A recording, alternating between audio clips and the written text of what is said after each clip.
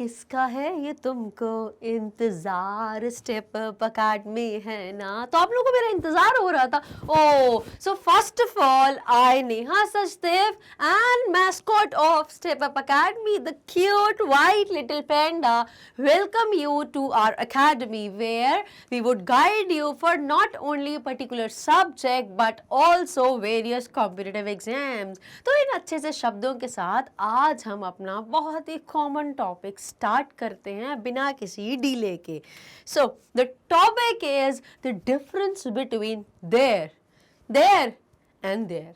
ये क्या बोल दिया मैम ने, देयर ये सब क्या है? सो यस एग्जैक्टली, ये वाला देयर THERE वाला और ये वाला देयर THEIR वाला, और ये जो कॉन्ट्रैक्टेड फॉर्म में होता है THEY apostrophe RE।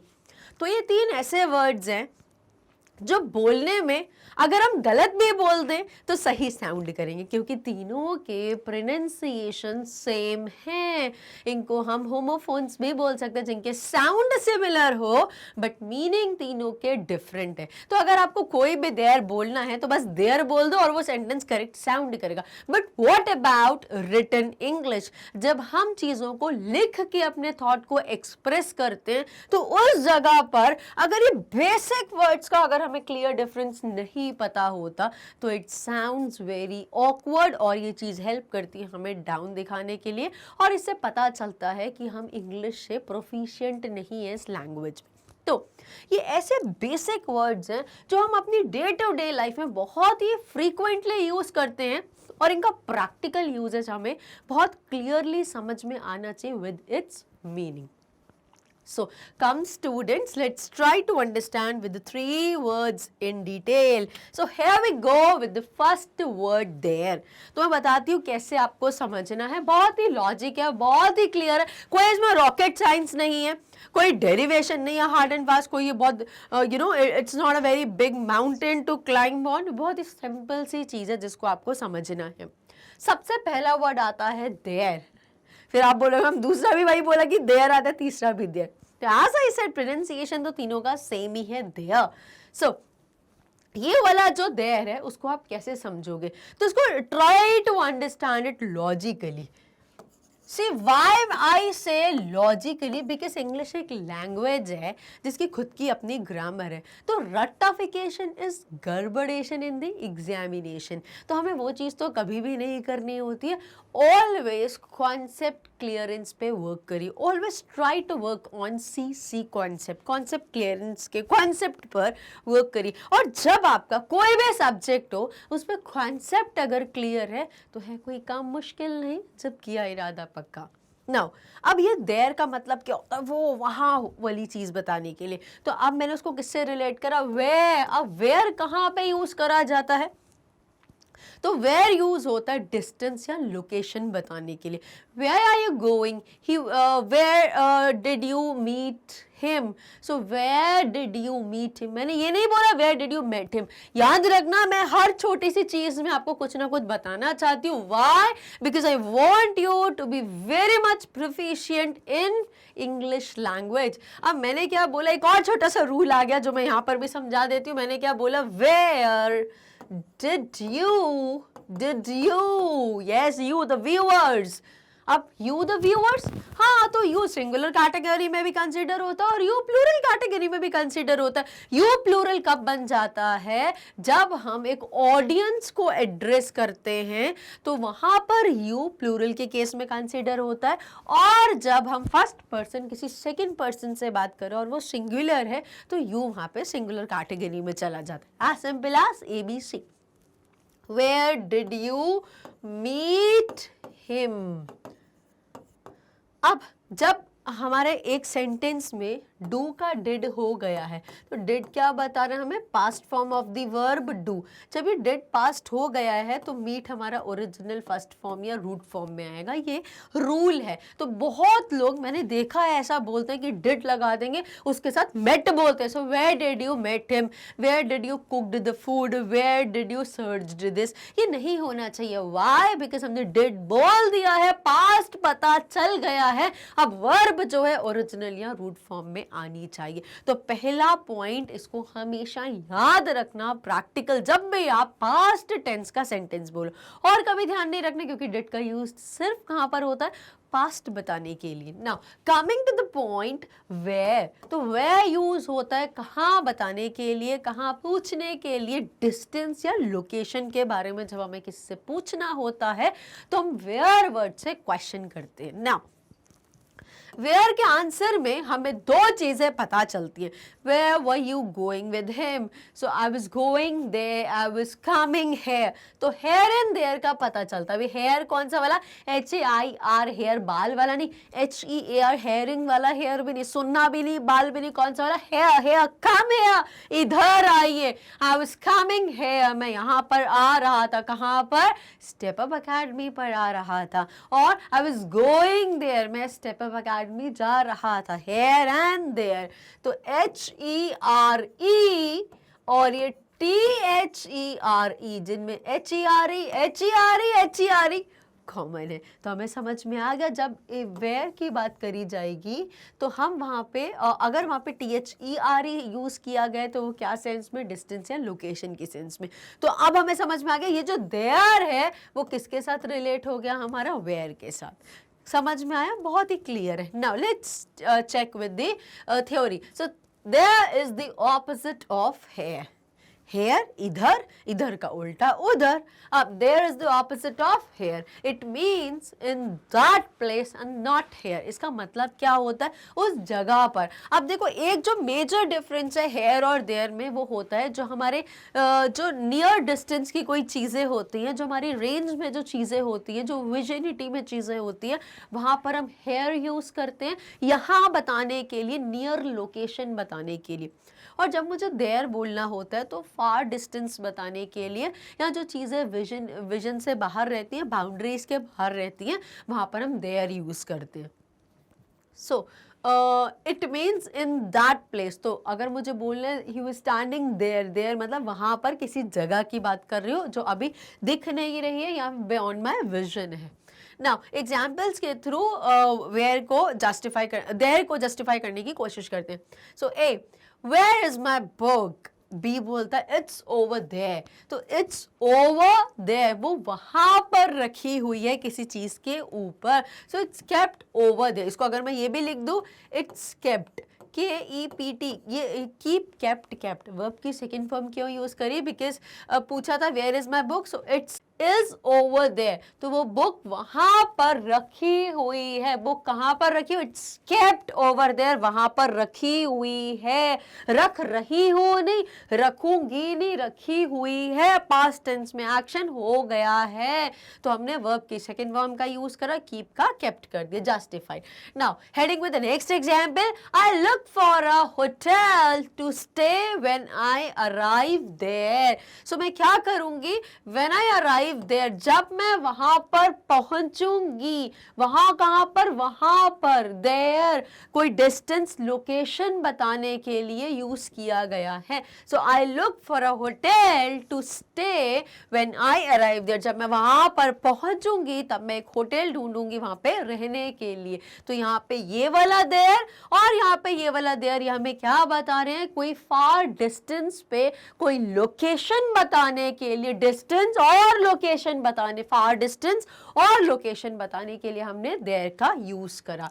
Now next is, हम देयर के साथ सिंगुलर भी यूज करते हैं और देयर के साथ प्लूरल फॉर्म भी जाता है। ये कैसे होता है ये देख लेते हैं जल्दी से। तो देयर इज और देयर आर, अब आपको पता ही है इज सिंगुलर के लिए यूज होता है, बिकॉज हमने पहले भी ऐसी वीडियोस बहुत सारी अपलोड करी है जहां पे हमने आपको बताया है सब्जेक्ट वर्ब के बारे में, सब्जेक्ट वर्ब अग्रीमेंट के बारे में।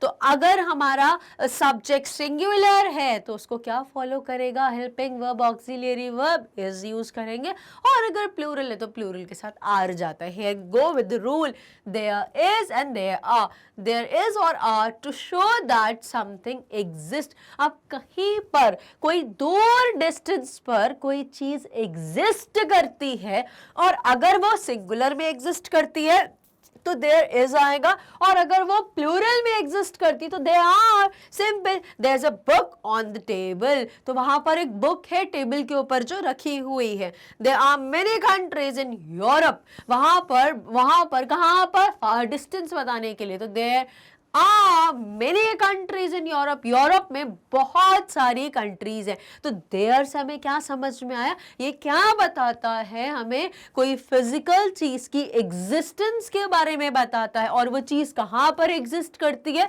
वो फार डिस्टेंस में किसी लोकेशन पर लोकेट करी गई है, जिसके बारे में हमें पता चला कि वो सिंगुलर फॉर्म में है या फिर वो बहुत सारी है। तो हमने क्या यूज कर लिया, देयर इज यूज करा, बहुत सारी का पता चला तो there are use करा।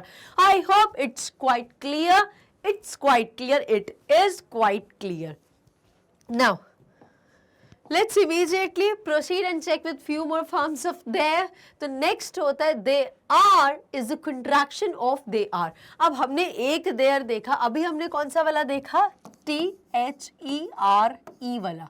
इसको हम कैसे इक्वेट करके याद रखेंगे या समझेंगे लॉजिकली, वेयर के साथ। क्यों हमने वेयर के साथ रिलेट करा, बिकॉज वेयर कहाँ के लिए यूज, वेयर कहाँ यूज किया जाता है, कहाँ के लिए, लोकेशन या डिस्टेंस के लिए। तो इसमें हेयर कॉमन है, ये हेयर कॉमन है, इसलिए हमने उसको रिलेट करके समझ लिया।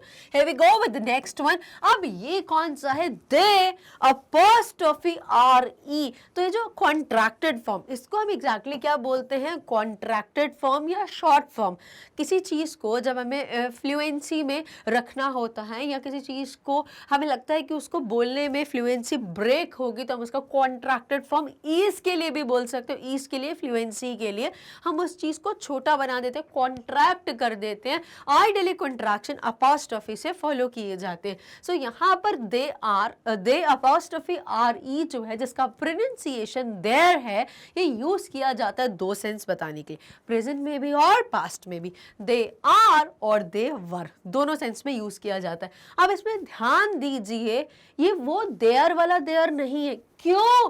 Please students look carefully and first of all I would request you, अगर आपको लगे so please jot down the points. Jot down का मतलब क्या होता है, अगर आपको लगता है कि आप कंफ्यूज हो जाओगे तो प्लीज थोड़े से नोट्स बना लीजिए और देयर देयर देयर तीनों को लिख लीजिए। इसका कहाँ यूज होता है विद वन एग्जाम्पल, इसका कहाँ यूज होता है विद वन एग्जाम्पल। और अगर आपको लगता है तो आप हिंदी में भी लिख सकते हो, for your better and deeper understanding के लिए।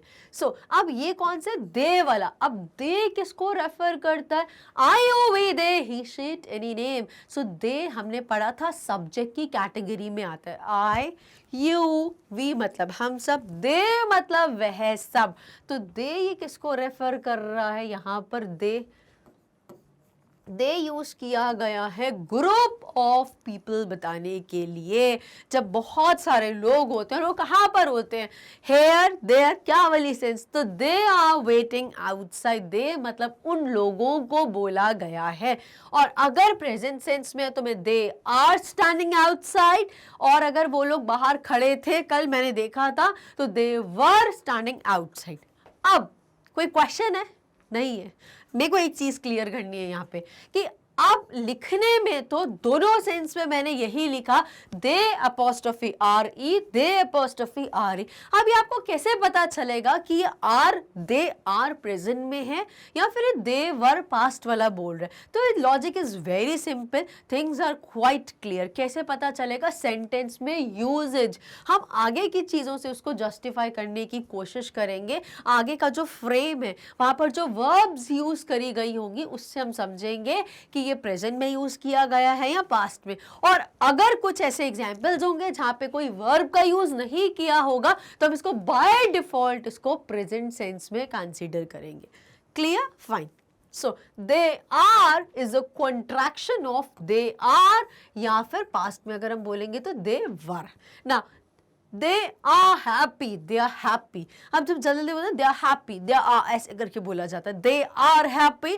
थोड़ा टाइम टेकिंग लगा, फ्लुएंसी को थोड़ा इंटरप्ट कर, दे आर हैप्पी, ये थोड़ा और अच्छा साउंड करा।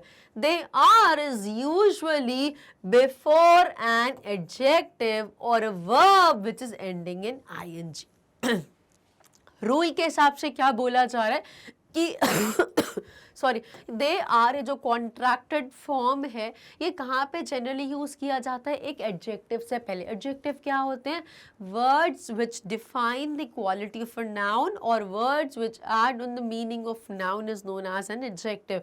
तो जो नाउन की क्वालिटी बताते हैं उनको हम एडजेक्टिव बोलते हैं। For example, beautiful girl, handsome boy, brave soldier. तो ब्यूटिफुल, ब्रेव, हैंडसम ये क्या है? एडजेक्टिव्स हैं जो डिफाइन कर रहे हैं नाउन को। Now they are is usually used before an adjective or a verb which is ending in ing। अब ये क्यों बोला verb which is ending in ing? जैसे going, playing, they are going, they are playing। हमने देखा था जब हमें present continuous की बात करनी हो या फिर हमें past continuous tense की बात करनी हो तो हम क्या यूज करते हैं? verb ing फॉर्म में यूज करते हैं और उनके साथ क्या आता है, क्या फॉलो करता है उनको?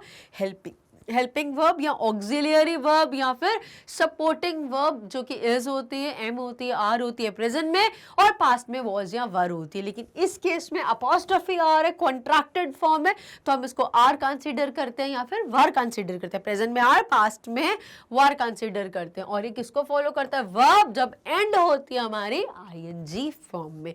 अब एग्जाम्पल्स के थ्रू इन दोनों केसेस को जस्टिफाई करते हैं।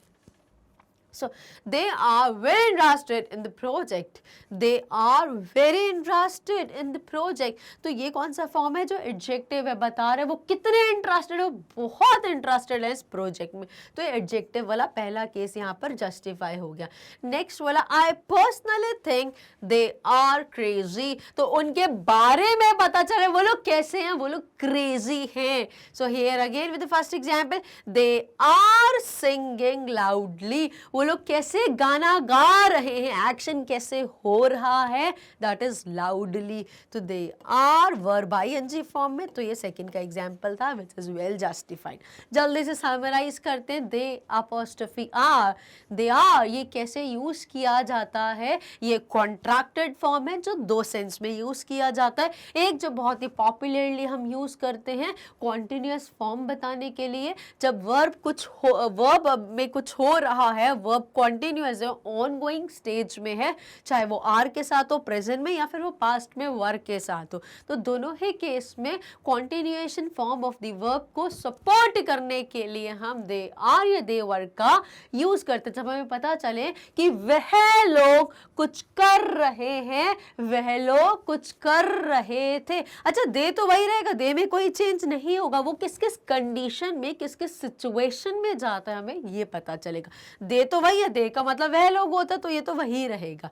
राइट नाउ दूसरा केस कब यूज किया जाता? जब हम they are like this, they are like, they are happy, they are sad, they are very excited, they are over interested. तो ये वाली चीजें क्या बोली? उन लोगों के बारे में मैंने बताया कि वो लोग कैसे, उनका माइंडसेट कैसा है या फिर वो किस मूड में है, उनका माइंडसेट के बारे में कहीं ना कहीं कुछ पता चला, फीलिंग्स इमोशंस के बारे में हमें पता चला। तो मैंने क्या करा? वह लोग खुश हैं, they are happy today.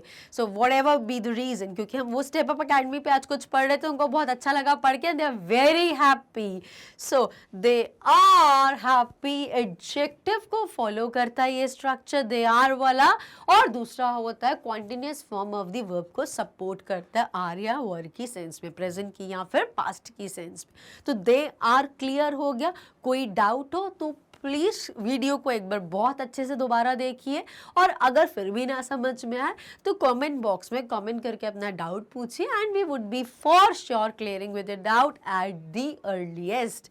Now heading with the third one, that is there. तो ये कौन सा देयर है? तो ये देयर जो है इसका रिलेशन इमीडिएट, जो पहले अभी हमने देखा था उससे रिलेशन है। अभी हमने क्या देखा था? THEY दे, और यहाँ पर क्या पढ़ा हमने? There.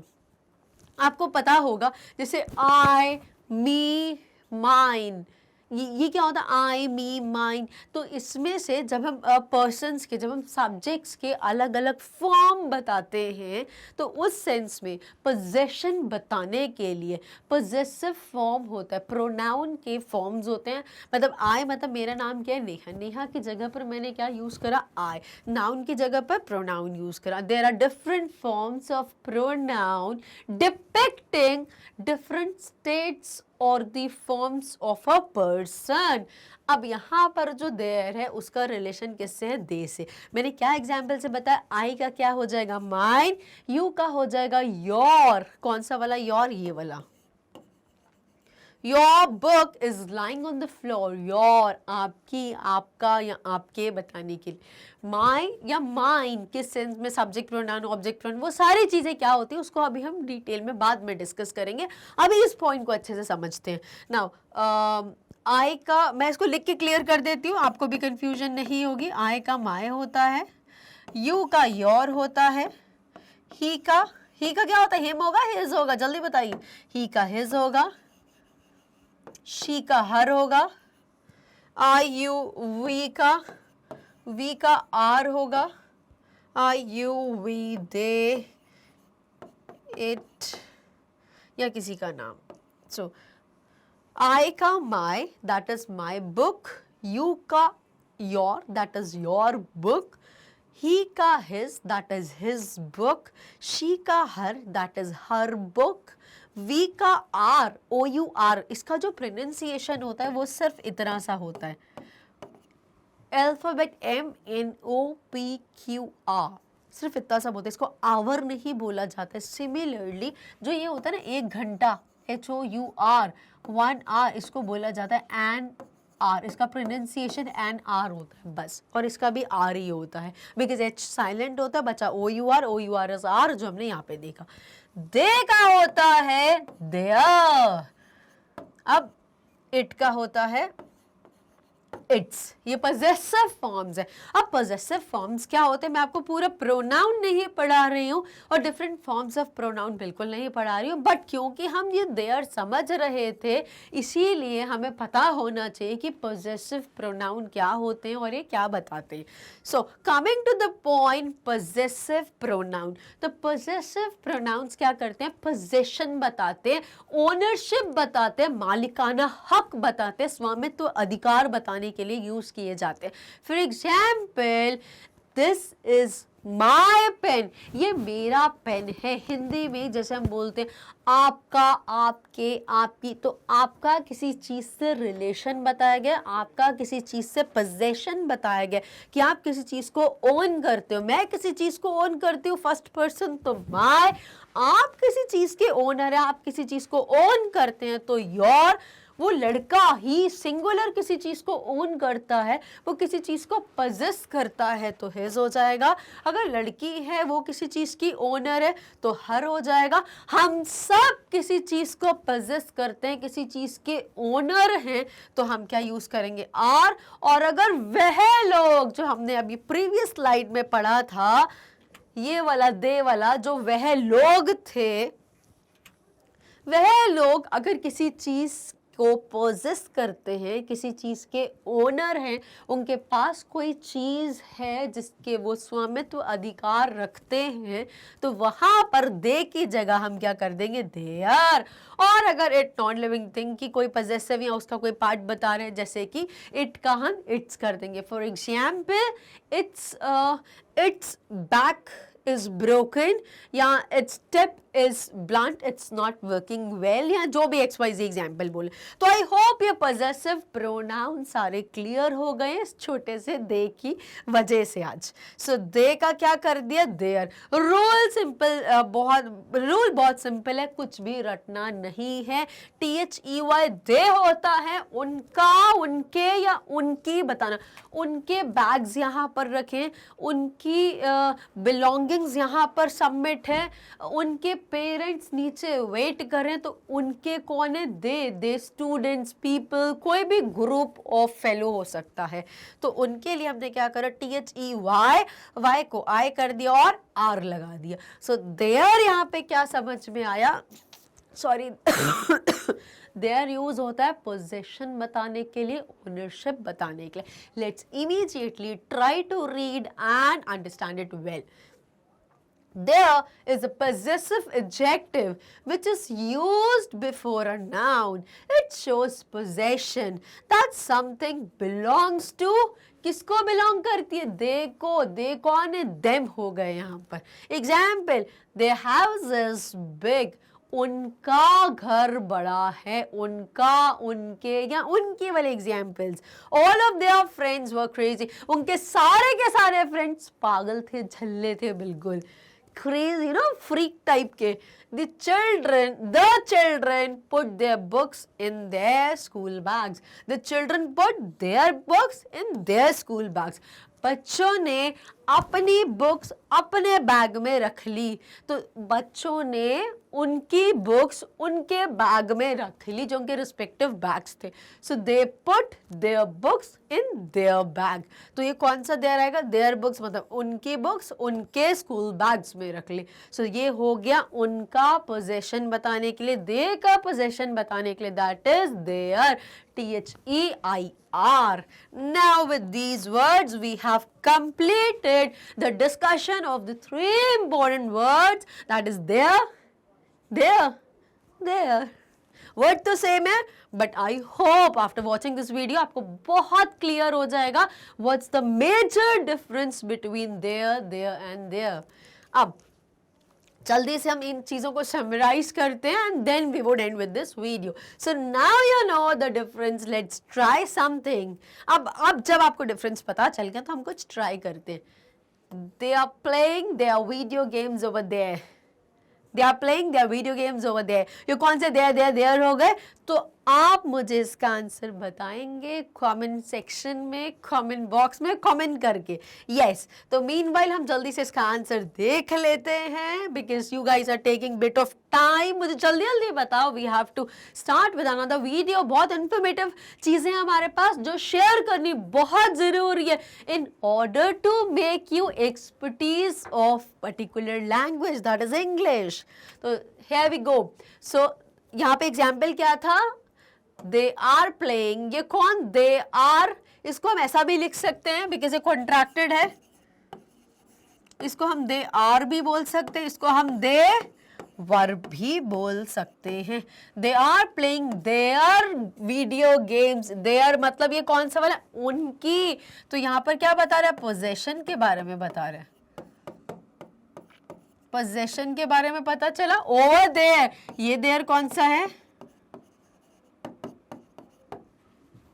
They are playing their video games over there. मैं यहाँ पर खड़ी हूँ वहां पर बताने के लिए, वो लोग अपनी वीडियो गेम्स वहां पर खेल रहे हैं। तो वहां पर कहाँ? जो फार डिस्टेंस बताने के लिए यूज किया गया। So this is how about the difference, जो उसको एक एग्जाम्पल में पुट करके हमने क्लियर करा है। So they are playing, there is use before a verb ending in ING, making it the progressive tense, जो आपने रूल वाइज देखा था, रूल वाइज जस्टिफाई कर रहे हैं। दे आर कहाँ यूज किया जाता है? वर्ब ING फॉर्म में या फिर किसी एडजेक्टिव के साथ में यूज किया जाता है। ठीक है, तो हमने यहाँ पे कौन सा वाला लगाया? यहाँ पे आर या वर्ब कुछ भी कंसीडर कर लें, वर्ब ING वाला।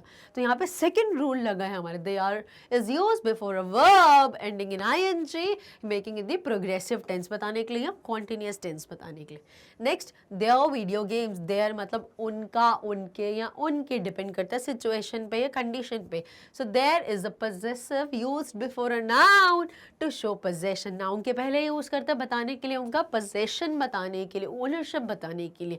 Then over there, distance, location बताने के लिए। So there because it means not here, in that place, यहाँ नहीं है कोई चीज, यहाँ से बाहर है, that is there, in that place, this, that, here, there. Exactly.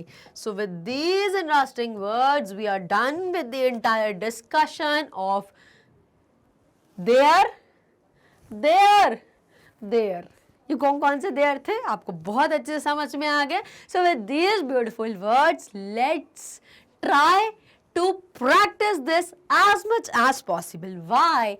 Because dear viewers, आपको पता होगा it's very simple, किसी भी language skills को develop करना है, so more you speak, more you will become fluent in particular language. और उससे अच्छी चीज सॉरी, सबसे अच्छा, think in English, speak English, बहुत अच्छा। इसको करके देखिए, जितना ज़्यादा इंग्लिश में थॉट्स को डेवलप करोगे। अब देखो, थॉट एक ऐसी चीज़ है जो हर समय हर किसी को आते रहते हैं। अभी भी मैं पढ़ा रही हूँ, आपके दिमाग में कुछ चल रहा है, सिमिलरली मेरे भी दिमाग में कुछ चल रहा है। वो थॉट्स को अगर हम इंग्लिश में लाने की कोशिश करेंगे, जैसे कि ओह कितना ब्यूटीफुल है, हाउ ब्यूटीफुल इज दिस, वाह व्हाट अ हैंडसम मैन, ये सारे अगर थॉट्स हम इंग्लिश में लाते हैं, और बाय डिफ़ॉल्ट होता है जब थॉट्स अगर हमारे दिमाग में इंग्लिश में वर्ड्स चल रहे होते हैं तो बाय डिफ़ॉल्ट हमारे टंग से भी वो इंग्लिश में फ्लो करते हैं। और जब हम कुछ सोचते हैं, हमें किसी का हिंदी वर्ड, हमें किसी का इंग्लिश वर्ड नहीं पता, किसी हिंदी वर्ड का इंग्लिश वर्ड नहीं पता, तो उसको इमीडिएटली सर्च कर लीजिए, या फिर आप लोग हम लोगों से इसका क्लियर प्रोनाउंसिएशन क्या है, क्लियर यूज़ क्या है, मीनिंग क्या, पूछ सकते हो हमसे कभी भी at any point of time, right. तो ये सारी चीज़ों से आप अपनी छोटे छोटे इनिशिएटिव्स ले सकते हो towards excelling in particular language. So with these words, not only I, सिर्फ अब से सिर्फ मैं आपको वेलकम और थैंक यू नहीं बोलूँगी, मेरे साथ एक और मेंबर है जो मुझे हमेशा कंपनी करते हैं। So we together, thank you very much for watching the video.